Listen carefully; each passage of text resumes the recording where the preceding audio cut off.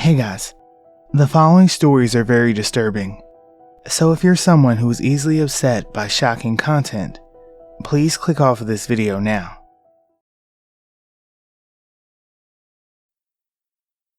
I was working a minor traffic accident involving a pregnant female. I had to call her husband to come and get her because the vehicle was not drivable. Officers were there with her, EMS and fire. There was no danger whatsoever. When I called to let him know, he just started freaking out, would not listen to me that she was okay. I explained that she was just waiting in a parking lot in the back of the ambulance. She just simply needed a ride home. I did my best to get him to calm down and told him where to meet the officers. Maybe 15 minutes later, we get a call. There was a rollover accident on the highway from some sedan speeding down the road, weaving in and out of traffic. Crews get there and do the best they can. A single male driver of the sedan was dead on the scene due to injuries. Needless to say, it was the husband of the lady that was waiting for a ride home. Moral of the story: slow the F down and think before operating a 2,000-pound death machine.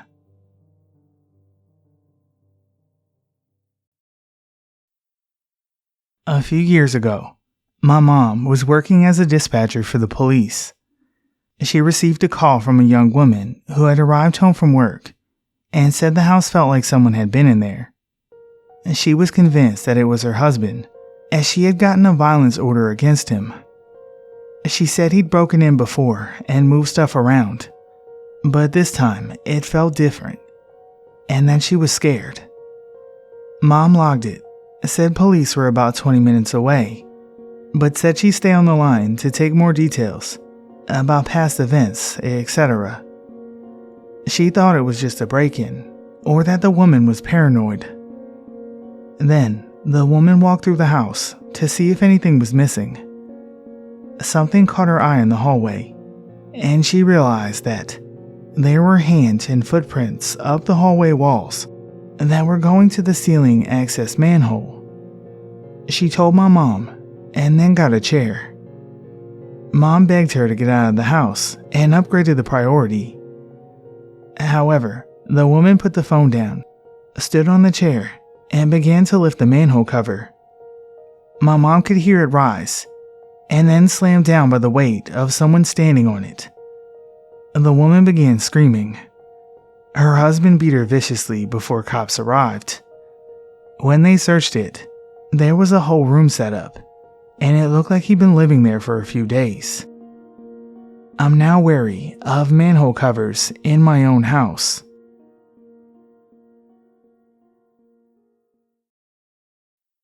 A mother fell asleep with her sliding glass door open, and a 1-year-old boy and 2-year-old girl fell into the pool and drowned. The mother never spoke into the phone, except to give the address. The rest of the call was her crying and yelling the kids, over and over.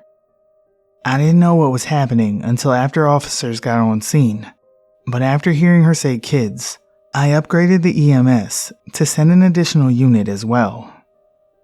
Another time, I had a completely normal phone call that was a verbal dispute between a couple.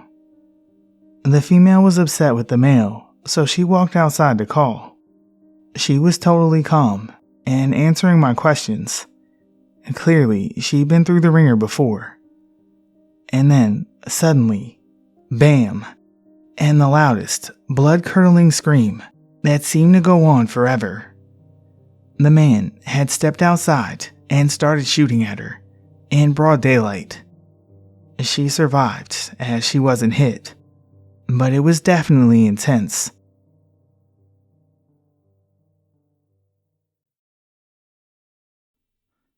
I was a 911 dispatcher supervisor for 13 years. The worst call I ever had was when a lady escaped her burning house and called 911 to report it, and that her husband and daughter were still inside. The number one rule for us is to get you out and keep you out. She went back in and died along with her family. It was only a few days before Christmas. That one fucked me up for a while.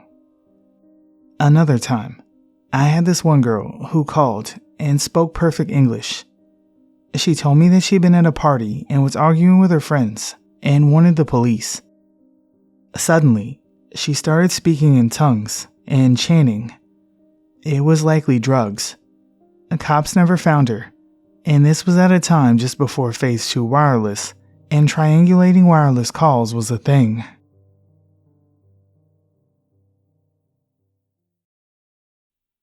I had a male call in once and said that his girlfriend was suicidal.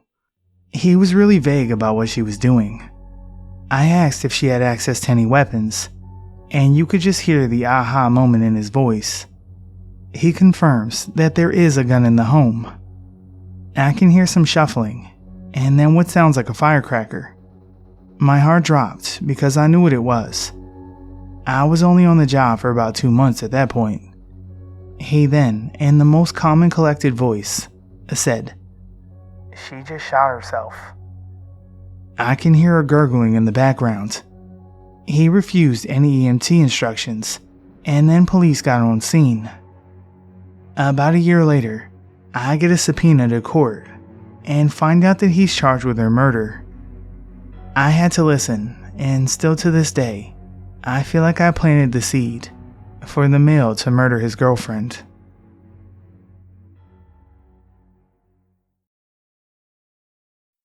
An idiot father was holding his 3 or 4-month-old on a second-floor balcony when he somehow lost his grip and dropped the kid onto the concrete at the ground level. I only know this because of the cops later telling me. At the time, all I heard was the death wail of a father and at least 2 other people. It was the worst sound I've ever heard in my life, amplified by 3 and distorted through the phone. The call 911 during an emergency is drilled into people, and that's a good start, but it was just the worst screaming you can possibly imagine. If you can't keep a clear head or give the basics in an emergency, you aren't just useless, you're a hazard to people who can keep calm. The kid died. He might have survived with brain damage if any one of the half-dozen people there had actually talked to me. I had to get a fix on the call location, send the cops because we didn't know what the fuck was going on, and the ambulance was staged down the road because they don't go into potentially dangerous situations until the scene is secure. They drove around the place until they saw a man on his knees on a balcony, looking like he'd been shot. That kid laid there a solid 10 minutes.